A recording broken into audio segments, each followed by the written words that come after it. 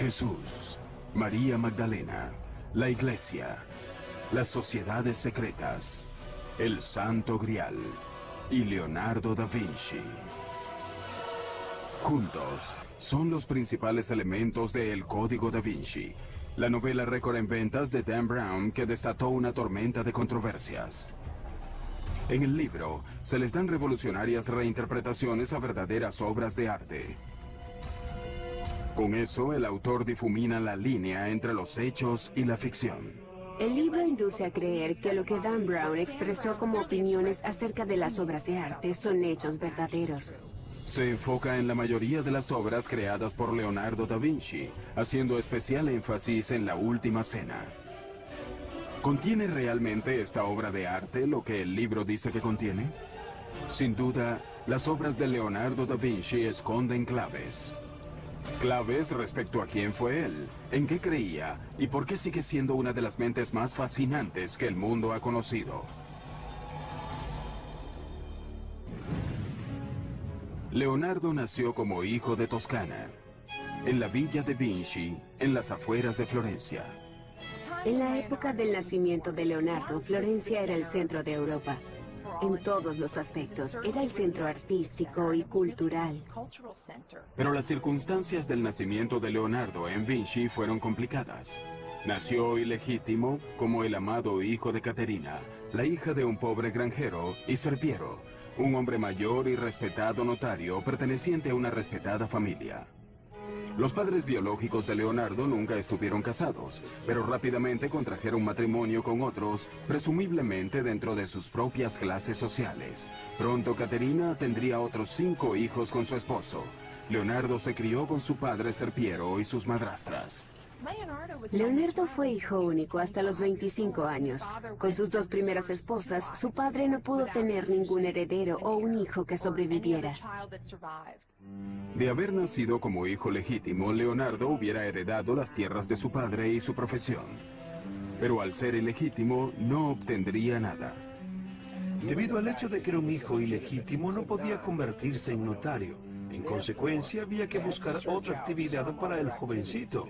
Obviamente podía tenerse la certeza de que era muy talentoso. Sabía dibujar, construía cosas. Probablemente era ambidiestro. Así que al darse cuenta de que estaba interesado en las artes, su familia comenzó a apoyar esta actividad, ya que él en realidad no tenía otra alternativa.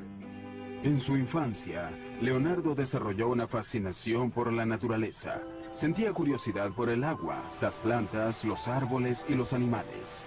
Años más tarde, Leonardo le daría el crédito a la naturaleza de ser la maestra más sabia que una persona podría tener. Es más noble imitar cosas en la naturaleza, que de hecho son las verdaderas imágenes, que imitar en palabras, las palabras y hechos del hombre.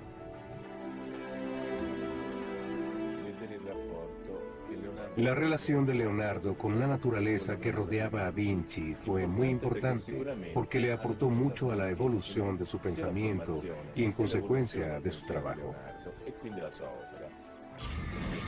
De adolescente, se mudó a Florencia con su padre y tuvo la oportunidad de hacer algo con su talento. Lo enviaron como aprendiz al taller del artista Andrea del Verrocchio. Su padre parece haber sido fundamental en el reconocimiento de su talento cuando era joven, al llevarlo al taller de Andrea del Verrocchio, donde tendría las mejores posibilidades de tener éxito. El taller de Verrocchio era prácticamente una universidad de las artes. El joven Leonardo aprendió a dibujar, a pintar, a forjar el bronce, a tallar muebles y a diseñar estandartes para los desfiles. Destrezas todas que necesitaba para convertirse en un artista profesional. Lo que es inexplicable es la chispa de su ingenio. ¿Cómo sucedió? No creo que lo sepamos. Las obras de arte que se producían en el taller de Verrocchio eran comisionadas por los ricos y poderosos de Roma, especialmente por la familia que gobernaba la ciudad, los Medici. De este modo, ellos siempre tuvieron un papel preponderante, ya fuera encargando las obras directamente, facilitando este ambiente de aprendizaje o comisionando las obras a través de sus amigos. Leonardo entró en contacto con excepcionales proyectos en el taller de Verrocchio. Una de las cosas más interesantes que hizo, o que ciertamente observó, fue el emplazamiento de la bola dorada en el tope de la Catedral de Florencia, que tenía un diámetro de casi 5 metros. Fue un gran reto tecnológico. La bola estaba hecha con 2 toneladas de cobre dorado. Verrocchio creó el mecanismo para elevarla hasta su morada final en el propio tope del domo. Este logro de la ingeniería causó un sólido impacto en el joven Leonardo. Por el resto de su vida buscaría los retos técnicos así como los artísticos. Y muchas de estas obras fueron hechas para la familia Medici. Así que esto fue muy importante para Leonardo, porque no solo lo entrenó, como presumimos, en una variedad de destrezas, sino que le dio las conexiones que probablemente lo llevaron hasta la familia Medici. Para la edad de 20 años, Leonardo completó su aprendizaje con Verrocchio y se registró en el gremio de pintores de la ciudad, un paso necesario para convertirse en artista profesional. Bajo el ala de Verrocchio, él completaría su primer trabajo notable. Le asignaron el trabajo de pintar un ángel en el cuadro de Verrocchio, El Bautismo de Cristo. Sin embargo, fue la contribución de Leonardo la que resaltó. Por primera vez en la historia de la pintura, Leonardo representó una figura volteada hacia el espectador. Esto fue una especie de revolución en la historia del arte. Porque hasta ese momento, cada figura, cada persona se representaba frontalmente, de una manera estática, arcaica y medieval. Esto introdujo el movimiento en las figuras. Llega Leonardo, pinta la cabeza del ángel en el bautismo de Cristo. Y Verrocchio dice, ¡ay Dios! Aquí hay alguien que pinta mejor que yo. Cuenta la leyenda que Verrocchio se sintió tan avergonzado por la superioridad de la pintura de Leonardo que nunca volvió a pintar. Hay algo de verdad. La esencia de la historia es cierta. Él superó a su maestro a muy corta edad. El otrora chiquillo campesino se estaba forjando un nombre como talentoso pintor. Leonardo comenzó a ver cómo sus destrezas podían ayudarlo a tener éxito. Pero pronto, una acusación anónima pondría su éxito en riesgo. Leonardo da Vinci ahora tenía 24 años y ya se estaba transformando del hijo ilegítimo de un notario a artista legítimo. Como renombrado pintor de Florencia, él alcanza el rango de Botticelli, Ghirlandaio y Rafael. Para este momento se dice que Leonardo ya había terminado algunas pinturas notables, la Anunciación y un retrato de Ginevra de Benci. Había tenido un gran aprendizaje en el estudio de Andrea del Verrocchio.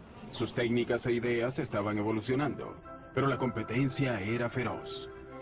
Había una gran competencia en términos de pintores en Florencia hacia las décadas de 1470 y 1480, pero Leonardo estaba en ventaja debido a su asociación con la familia Medici.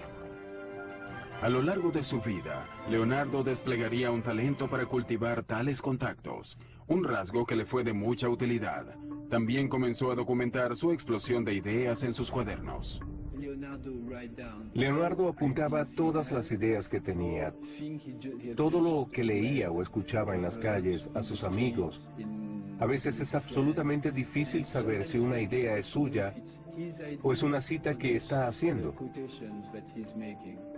Hoy, los legendarios cuadernos de Leonardo están ensamblados en lo que se conoce como códices. Para el final de su vida hay 20 volúmenes de ellos, cada uno con cientos de páginas. Los cuadernos son fragmentarios, son contradictorios, tienen todo tipo de material, a veces de temas bastante diferentes en la misma página, y son absolutamente la antítesis de las notas que uno, como buen estudiante, tomaría en una universidad. Simplemente él nos inclinaba a ser un pensador sistemático. Él tomó muchas notas sobre arquitectura, sobre ciencias, escribía acerca de ópticas y de perspectiva, escribía sobre botánica, sobre anatomía y sobre geología. Pero los temas eran tan diversos como ingeniería y armamentismo. elementos que eran prácticos para Leonardo en términos de las comisiones y posiciones que esperaba obtener. Algo sorprendente acerca de ellas. La extraña caligrafía de Leonardo. Casi todas las palabras están escritas al revés, de derecha a izquierda. ¿Es esta una manera en la que Leonardo encriptó sus notas, como concluye Dan Brown en su novela El Código da Vinci? El hecho con esto es que si eres zurdo como yo, la manera natural en la que tratarás de escribir será de derecha a izquierda. Uno no empuja la pluma, uno ala la pluma. Y es posible que lo hiciera de esta manera porque no tuvo una estricta maestra de primer grado que lo obligara a hacerlo de la manera contraria. Además, esta es una pobre codificación. Su caligrafía es totalmente legible con el uso de un espejo. Creo que fue una peculiaridad que desarrolló simplemente porque le resultaba más fácil. Algunos de los estudios de sus cuadernos distan mucho de ser bellos. Algo muy claro en Leonardo es ese contraste acerca de cómo se reconocen las cosas. En otras palabras, para conocer lo bello tienes que conocer lo feo y viceversa. De lo que probablemente se trata en las figuras grotescas es básicamente de observar la variedad de posibilidades en el mundo biológico. Si el pintor desea ver las bellezas que lo cautivarían, es el maestro de su producción. Y si desea ver las monstruosidades que podrían aterrorizar o ser bufonescas y risibles o dignas de conmiseración, entonces es su Señor y su Dios. Los cuadernos capturan una mente en perpetuo movimiento, pero aportan muy pocas claves acerca de su vida personal. Para Leonardo esto no se asemejaba a un diario, así que sabemos muy poco de sus relaciones interpersonales, aparte de lo que podemos deducir a partir de la evidencia periférica. Uno de los asuntos que queda sin aclarar es respecto a la sexualidad de Leonardo. Lo que sabemos es que cuando tenía 24 años, Leonardo fue repentinamente detenido por la policía secreta de Florencia. Alguien lo había acusado anónimamente de sodomía con un hombre de 17 años. Si la acusación fue cierta o no, es imposible saberlo. Pero Leonardo se sintió humillado y en peligro. El castigo por sodomía podía ser tan simple como una multa o tan extremo como una ejecución. 2 meses después, Leonardo fue llevado a juicio, pero no encontraron evidencias en su contra. No se presentaron testigos, y tan rápido como aparecieron, los cargos fueron retirados. Pero fue un aterrador llamado de alerta. Esto parece sugerir que al menos desde el principio se creyó que Leonardo era homosexual. Es posible que él haya tenido algún tipo de relación con hombres, pero en el contexto del taller de un artista en el siglo XV, eso quizás no fue una gran cosa. Sin embargo, en sus escrituras, Leonardo parece desdeñar el sexo en general. El acto de la cópula y los miembros que en él participan son tan grotescos que si no fuera por los rostros y adornos de los actores y los impulsos sostenidos, la raza humana se extinguiría. A medida que fue madurando, perdió completamente el interés en el sexo. Solo se centraba en su misión como artista y científico. Estaba más allá del sexo. Poco después de que los cargos criminales fueron retirados, Leonardo abrió su propio estudio en Florencia. Pero la gran ciudad de las artes renacentistas pronto se tornaría violenta. Un sangriento golpe planificado por el Papa y un colaborador amenazó con derrocar a los Medici. Cuando el golpe fracasó, el Papa ordenó al ejército de Nápoles tomar a Florencia por la fuerza. Los pensamientos de Leonardo, como los de todos los demás, se volcaron hacia la guerra. Él comenzó a diseñar escaleras y otros aparatos para defender y subir por los muros de la ciudad. Esta fue una nueva escuela de pensamiento para Leonardo, la ingeniería militar, la que lo fascinaría durante toda su vida. Justo cuando parecía que todas las esperanzas estaban perdidas, la diplomacia de los Medici triunfó. Florencia estaba salvada. Leonardo regresó a sus lienzos y en 1480 comenzó a pintar a San Jerónimo. Él captó la imagen del angustiado santo golpeándose el pecho con una piedra en el desierto. Hoy, la pintura se encuentra en el Vaticano sin acabar, como tantas otras pinturas suyas. Sin embargo, la precisión de Leonardo con la anatomía humana hace que el dolor de San Jerónimo cobre vida. Leonardo ya tenía casi 30 años cuando Lorenzo de Medici envió a los mejores pintores de Florencia al Vaticano para decorar la nueva Capilla Sixtina. Era parte de una nueva tregua entre los Medici y el Papa. Muchos otros importantes artistas florentinos son escogidos, pero no Leonardo. Quizás él se sentía frustrado porque las cosas no se estaban manifestando. Pero Leonardo tiene una pequeña comisión para mantenerse ocupado. Un monasterio en las afueras de Florencia lo contrata para pintar el altar. El tema, la adoración de los Reyes Magos. Él debió haber estado desesperado para firmar el contrato para ese proyecto. Este especificaba que él se proveería sus propios materiales, y si no lograba finalizar el trabajo en 30 meses, perdería el derecho tanto a la paga como al cuadro. Debido a la ambigua composición del trabajo, Leonardo debió haber sabido que había problemas. Sin embargo, el trabajo que estaba surgiendo era pasmoso. Es un arte muy revolucionario. Se podía ver todo el arte nuevo que Leonardo estaba creando. Pero quizás era demasiado innovador hasta para él mismo, y lo dejó sin terminar. Sin embargo, es probablemente la primera pintura verdaderamente moderna de la historia. La estructura triangular del grupo del primer plano se convirtió en un principio absoluto del arte del Alto Renacimiento. Hay énfasis en la diversidad, el viejo, el joven, el calvo, el barbudo. Y hay una idea que él más tarde asentaría en sus cuadernos, y es que las figuras deben pintarse de los huesos hacia afuera. Y si notamos el lado derecho del cuadro, hay un hombre anciano que podríamos jurar que es una calavera. En el borde del cuadro, hay un joven volteado que no está mirando a Jesús. Se cree que era un autorretrato del Leonardo de 29 años. Leonardo le dedica un tiempo extraordinario a la pintura. Sin embargo, nunca finaliza la adoración de los Reyes Magos. En el Código da Vinci, que es después de todo una obra de ficción, Dan Brown discute la adoración de los Reyes Magos, insinuando un descubrimiento moderno debajo de cientos de años de pintura. La realidad es un poco distinta.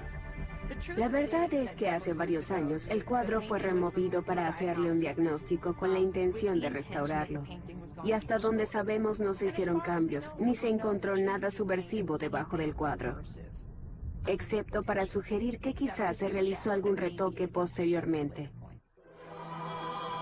Hoy, la adoración de los Reyes Magos se encuentra en la Galería Uffizi, en Florencia, expuesta al público, sin restaurar y dependiendo de a quien le crea usted, tal cual como Leonardo la dejó. Pareciera que el cuadro fue abandonado porque Leonardo se distrajo con algo fuera de los muros de Florencia. Algo que pondría a prueba sus habilidades, y no como pintor. Con la esperanza de dejar atrás sus dificultades en Florencia, Leonardo da Vinci decidió mudarse a Milán, Italia. Milán, la más septentrional de las ciudades-estados de Italia, era vulnerable a los invasores extranjeros. A diferencia de Florencia, conocida por las artes, Milán era un centro de producción de armas y tecnología militar. Leonardo esperaba tener nuevas oportunidades allí. Pero para tener éxito, él debía forjar lazos con el hombre más poderoso de Milán, el duque Ludovico Sforza, alias el Moro. Leonardo tenía ya más de 30 años cuando llegó a Milán. Había dejado a Florencia porque se sentía totalmente infeliz allí, pero también porque había escuchado que Ludovico, el Moro, quería construir una estatua muy grande para honrar la memoria de su padre. Leonardo escribió una osada carta al duque ofreciendo sus servicios no como pintor, sino como ingeniero militar. Esto es una verdadera desfachatez. El hombre aseguraba que podía hacer todo tipo de cosas. Estas tenían principalmente que ver con tácticas de guerra, armas y defensa. Y él decía, yo puedo hacer todas estas cosas. Y es muy interesante porque a mitad de la carta cambia a tiempo futuro. En otras palabras, nunca las había hecho. Nunca había hecho nada de lo que decía, así que esta era una de sus grandes habilidades de autopromoción. Entonces llegó el final y dijo, postdata, figurativamente hablando, también puedo hacer arte para usted. Puedo ser el gran caballo en memoria de su padre. La carta de Leonardo detallaba su propuesta de diseño de fortalezas, construcción de cañones y maquinaria de sitio. Uno de sus conceptos se adelantó cientos de años a su época. Inspirado por una caparazón de tortuga, Leonardo diseñó un tosco tanque. Su exterior estaría fabricado de placas de metal, curvadas para esquivar el fuego enemigo. Unos pequeños agujeros le permitirían a los hombres que estaban dentro devolver el ataque. La verdadera innovación sería la manera como se movilizaba. Una manivela movida por hombres o caballos impulsaría las 4 ruedas. Pero si el tanque se construía como estaba diseñado, las ruedas girarían en la dirección opuesta y el tanque no iría a ninguna parte. ¿Fue acaso un error de principiante de Leonardo? ¿O fue algo hecho de manera intencional para impedir que otros le robaran la idea? Es algo que nunca sabremos. Sus otros diseños militares mostraban crueles maquinarias asesinas para destrozar a las tropas enemigas. No eran realmente prácticas, sino que eran armas de terror. El duque se fijó en Leonardo. Sin embargo, su primera comisión oficial no tuvo nada que ver con la defensa. Ludovico Sforza quería que Leonardo pintara un retrato de su amante, Cecilia Gallerani. No era para eso para lo que Leonardo había ido a Milán. Pero la proximidad con el poder siempre da buenos resultados.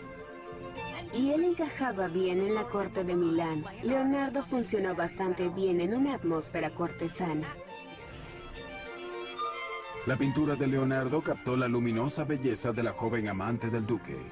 El armiño en sus brazos es una insinuación visual del apellido de Cecilia Gallerani que suena como la palabra griega para armiño.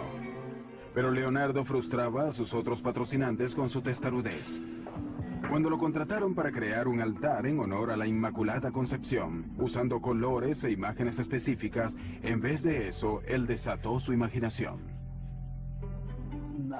Nada como eso se había visto nunca en la pintura italiana.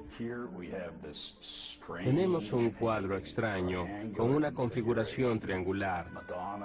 La Madonna con el niño y el niño bendiciendo a San Juan. Y ese extraño ángel semejante a una esfinge. En un ambiente de estalagmitas y estalactitas, húmedo y seco, lleno de claros oscuros.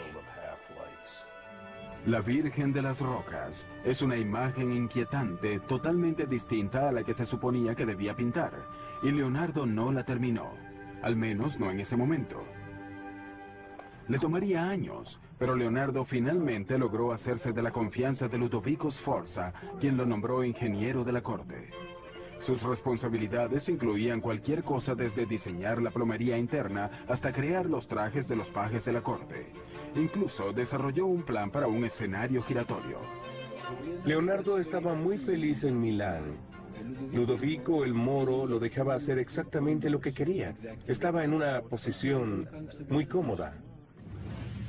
El castillo del duque ya era una fortaleza formidable, pero Leonardo comenzó a diseñar planos para reforzarlo. La siempre presente amenaza de guerra exaltaba la imaginación de Leonardo. Él diseñó un puente colapsable para mantener a raya a sus enemigos, una ametralladora primitiva e incluso un lanzallamas. Finalmente, Ludovico Sforza le dio a Leonardo el premio que éste había estado esperando, la comisión para construir una enorme estatua ecuestre del padre del duque. Leonardo comenzó dibujando modelos reales. Estaba fascinado con los caballos. Dibujaba caballos por todos lados. Primero quería un caballo corcoveando, pero luego se decidió por un caballo al trote que, desde el punto de vista de la estática, era lo que podía lograr. Sforza deseaba que este fuera el más grande monumento ecuestre que el mundo hubiera observado. Basándose en los bosquejos, pareciera que Leonardo deseaba ser el caballo, sin el jinete, de unos 6,5 metros o 7 metros de altura. Los retos técnicos eran asombrosos. Leonardo creó en arcilla incontables modelos a escala de la estatua para determinar cómo forjaría la versión final, la que requería de 60 toneladas de bronce. Para ese momento, Leonardo había establecido un nuevo taller en Milán y había contratado un asistente. Su nombre era Giacomo, pero Da Vinci prefería llamarlo Salai, que significa diablillo. Salai entró al taller a los 10 años, justo alrededor de 1490, y se quedó con Leonardo por el resto de su vida.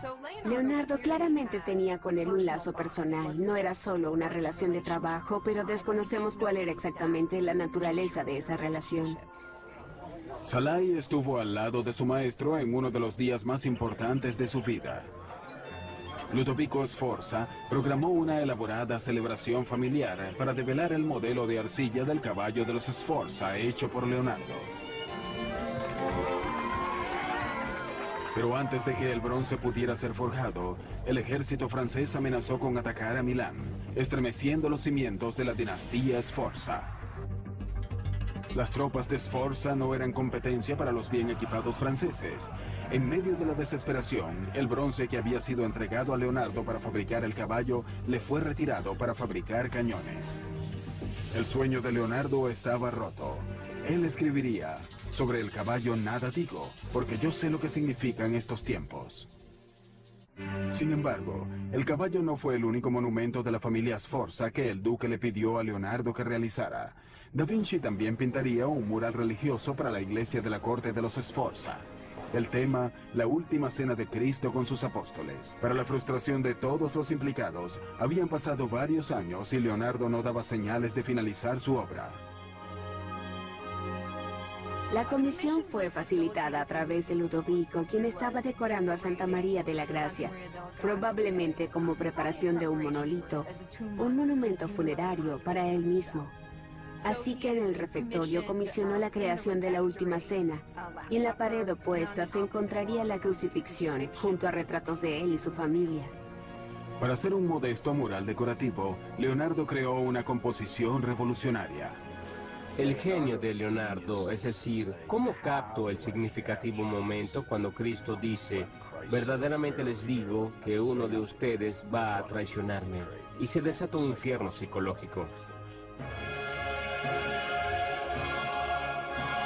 Leonardo usó los gestos y rostros de los apóstoles para traicionar sus emociones.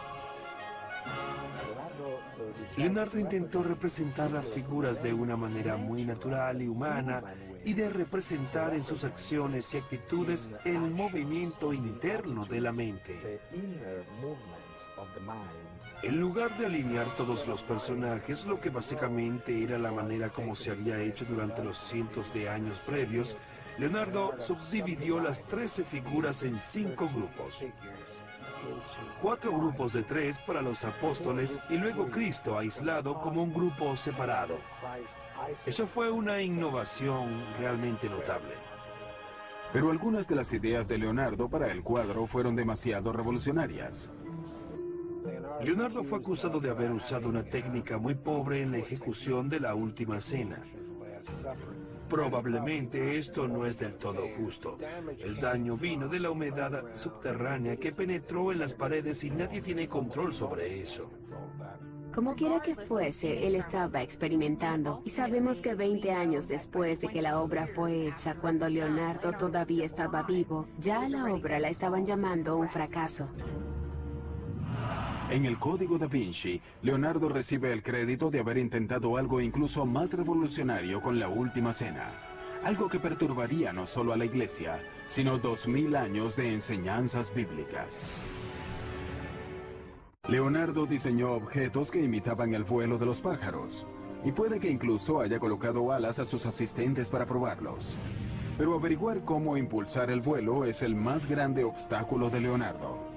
Uno de sus más famosos diseños experimentales de aeronaves es la hélice aérea, también conocida como el helicóptero de Leonardo.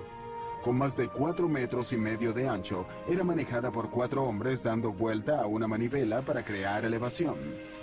El peso en sí garantizaba que nunca funcionaría, pero puso a pensar a Leonardo. A continuación, él experimentaría con un ala articulada. Esto resultó en un diseño conocido como el ornitóptero de Leonardo, que agitaba sus alas para alzar vuelo. Él comenzó a pensar que tal vez podemos agitar nuestros brazos como si fuéramos a volar, pero se dio cuenta de que eso no era posible. Él estaba estudiando a los pájaros, pero más que nada empezó a estudiar a los murciélagos y finalmente da con la noción de deslizamiento. Así que él diseñó alas fijas y paracaídas con el fin de deslizarse en las corrientes de aire como las aves. Sin duda, esto hubiera funcionado. Desafortunadamente, el Dux de Venecia no estaba interesado en los inventos de Leonardo. Pero a principios del siglo XVI, los servicios de Leonardo como pintor de retratos tenían alta demanda entre la nobleza italiana. Sin embargo, estas comisiones poco le interesaban. Cuando una dama envió a un mensajero a averiguar por qué no había terminado su retrato, el mensajero le informó que Leonardo parecía harto del pincel. Uno pensaría que la gente que quería contratar a Leonardo, tanto los clientes como los patrocinantes, verían como algo desfavorable el hecho de que dejara tantos encargos sin finalizar, tantas obras de arte incompletas. Sin embargo, Leonardo siempre era increíblemente buscado por su trabajo. Leonardo finalmente regresó a Florencia, la ciudad de su juventud, para comenzar todo de nuevo. Pero pese a que Leonardo era muy famoso, alguien nuevo y más joven había capturado la imaginación de la ciudad. Miguel Ángel Buonarroti. Tenía solo 28 años, pero era increíblemente talentoso. Es maravilloso para la historia de Florencia que estos dos genios estuvieran en el mismo lugar y al mismo tiempo, pero existía rivalidad, al parecer, personal. Eran muy diferentes entre sí. Leonardo era un cortesano, guapo, y se manejaba bien en todas las situaciones. Miguel Ángel era un hombre solitario y muy amargado. Un día, sus diferencias estallaron en las calles de Florencia. Al ser casi 25 años mayor que Miguel Ángel, Leonardo pudo haber sentido que estaba por encima de cualquier rivalidad. Su resentimiento aumentó. Leonardo comenzó a buscar encargos fuera de Florencia. Y en 1502 se le presentó una posibilidad única con uno de los tiranos más sanguinarios de Italia. En los primeros años del siglo XVI, Leonardo trabajaba para César Borgia, quien era hijo ilegítimo del Papa Alejandro VI. Era un militar y estaba básicamente al mando de las tropas papales. Borgia era despiadado en su intento por consolidar el imperio de su padre, el que pensaba reclamar como propio algún día. Para Borgia, Leonardo sirvió como ingeniero militar, trazando mapas con una certeza digna de un águila. Esto fue una clave para el éxito en batalla. Leonardo hacía conexiones muy poderosas porque era inteligente en términos de manipular sus destrezas y colocarse donde necesitaba estar. Pero un día, Borgia ordenó la ejecución de un amigo de Leonardo. No pasaría mucho tiempo antes de que rompieran lazos. En el verano, Leonardo regresó a Florencia y una vez más tomó su pincel. Comenzó un retrato menor que se convertiría en la pintura más celebrada de la historia del arte. Es la espiritualidad inherente de la criatura humana lo que Leonardo logró plasmar en este cuadro que le confiere a la figura humana una especie de majestuosidad. Se ha dicho que la Mona Lisa tenía ictericia, que era una mujer embarazada, que era un travestido, pero lo cierto es que la Mona Lisa es un gran cuadro. Según recuentos de los primeros biógrafos, la Mona Lisa es un retrato de Lisa Gioconda, la esposa de un mercader. Pero eso está muy lejos de ser cierto. Para Leonardo, la Mona Lisa siempre fue un trabajo en progreso, un intento de perfección. Es un retrato que nunca fue entregado a quien quiera que lo haya encargado. Leonardo se quedó con él hasta el final de su vida. Hoy, el cuadro se encuentra en el Museo del Louvre, en París, protegido por un cristal antibalas como un tesoro nacional de valor incalculable. El retrato no estuvo siempre tan celosamente resguardado, pero el robo de la valiosa obra de Leonardo en 1911 cambiaría para siempre esa condición. Una mañana de verano, un ex empleado del Louvre removió a la Mona Lisa de la pared, pasando desapercibido, y salió por la puerta con ella bajo su abrigo. Su motivo, él sentía que el cuadro debía ser devuelto a Italia. Al final fue un acto de nacionalismo ante la idea de que la Mona Lisa debía exhibirse solo en una galería en Italia. A pesar de una desesperada búsqueda, la pintura permaneció perdida por más de 2 años. Luego, el ladrón ofreció devolvérsela a Italia por un precio. En 1913 lo arrestaron en Florencia. La Mona Lisa estaba cuidadosamente oculta en el fondo de su portafolios, completamente ilesa. Irónicamente, el robo y recuperación de la Mona Lisa hizo al cuadro más famoso que nunca. Poco después que Leonardo comenzara la Mona Lisa en Florencia, fue contratado para pintar un mural en el ayuntamiento de la ciudad. Hasta los momentos, era el mayor proyecto en el que Leonardo se había embarcado.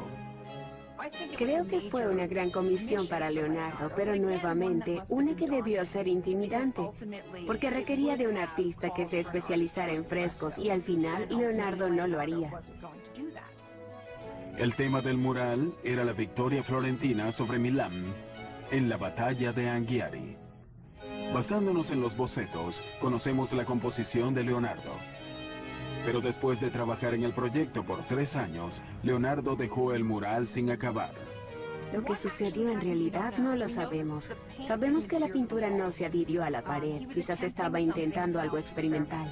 O, la razón por la que no lo terminó puede haber tenido algo que ver con quién fue comisionado para pintar otro mural en la pared opuesta, el archirrival de Leonardo, Miguel Ángel. Florencia era demasiado pequeña para ambos. O era uno o era el otro. Ellos no podían trabajar al mismo tiempo en el mismo lugar.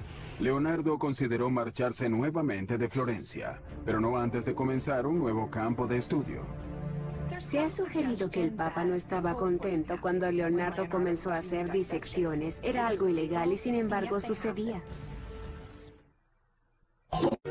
Ahora, con más de 50 años, el interés de Leonardo da Vinci en la perfección artística lo llevó a una sorprendente dirección científica: la disección de cadáveres humanos.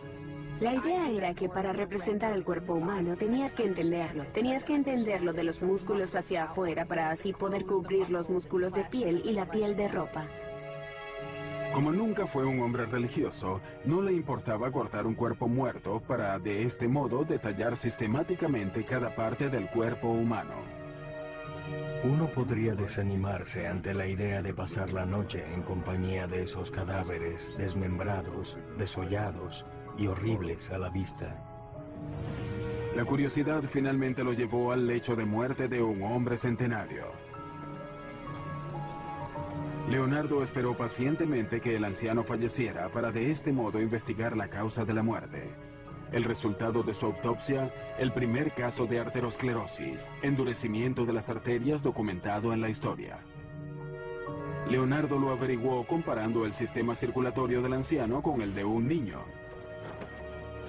Sus estudios anatómicos fueron increíblemente certeros.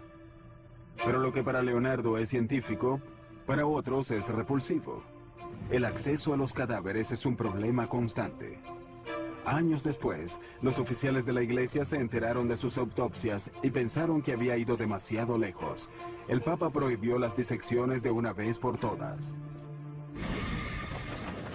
Finalmente, un cuadro del pasado de Leonardo lo lleva de vuelta a Milán.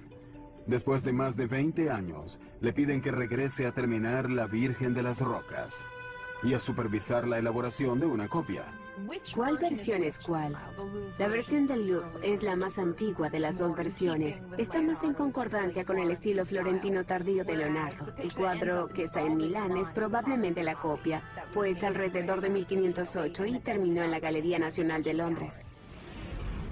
A pesar de su reputación como pintor, a medida que Leonardo fue envejeciendo, sus cuadernos se convirtieron en su verdadero legado. Una vida de exploraciones científicas y artísticas capturadas en miles de trozos de frágil papel. Entre esas páginas estaba incluida esta imagen, la que se cree es un autorretrato de un envejecido Leonardo. Ahora, con más de 60 años, Leonardo ya estaba agotado. Había soportado condiciones muy duras. Así que cuando el rey de Francia, gran admirador y coleccionista del trabajo de Leonardo, invitó a Da Vinci y a sus dos asistentes a unirse a su corte, Leonardo aprovechó enseguida la oportunidad. El rey estaba encantado de tener a una mente tan brillante bajo su techo. Frecuentemente el rey le tocaba a la puerta a cualquier hora del día o de la noche para solicitarle algo, y Leonardo se mostraba muy complacido porque de hecho este era el sueño de su vida.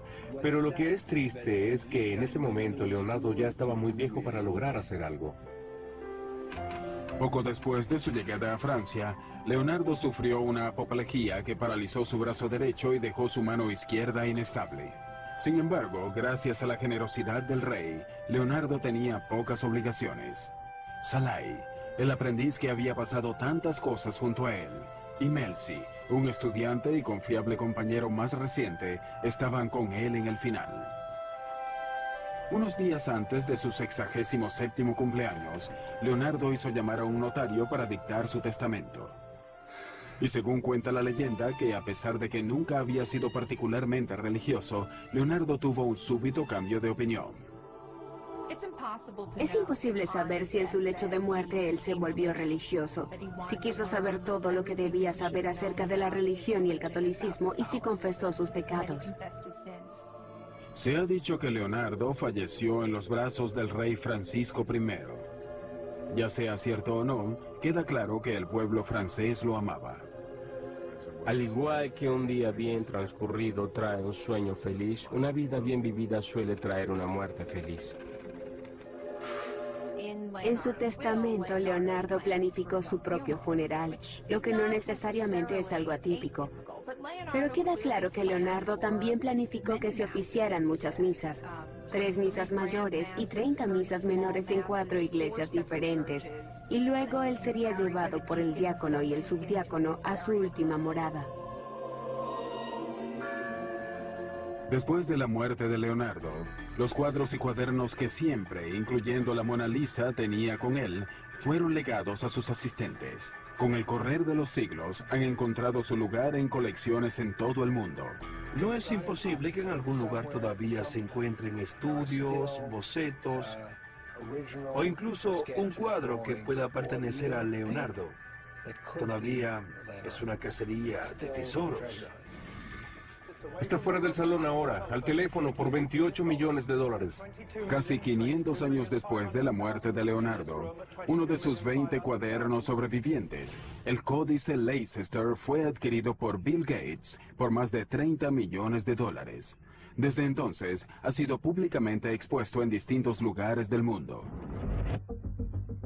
En 2006, un estudio de los cuadernos y bocetos de Leonardo produjo nuevas e interesantes pistas forenses acerca del maestro del Renacimiento. Parece que Leonardo dejó huellas parciales y completas en la pintura y tinta de muchos de sus trabajos. Los análisis modernos puede que un día nos arrojen los hasta hoy desconocidos detalles del origen étnico de la madre de Leonardo y del propio Leonardo. ¿Qué tienen Leonardo y su obra que continúan fascinándonos? Del Código da Vinci a su escritura al revés, a sus disecciones y sus misteriosos cuadros, frecuentemente da la impresión de ser un mago oscuro del Renacimiento, nada más lejos de la verdad. Fue un hombre muy talentoso que vivió en una época extraordinaria. Si vemos la magnitud de la vida de Leonardo, vemos que él es más científico que pintor. Pasó más de su tiempo interesado en estudiar la anatomía, la botánica y la óptica, de lo que en realidad dedicó en términos de horas al arte de la pintura. Él fue tan notable que los hizo todos e hizo las cosas muy pero muy bien. Leonardo fue un hombre de su propio tiempo. Un hombre cuyo genio y empeño lo catapultaron de la oscuridad a las cortes de los reyes. Un hombre cuyo intelecto no sería aplastado por la adversidad. Un hombre de todos los tiempos que fascina nuestra imaginación incluso hoy. Leonardo da Vinci.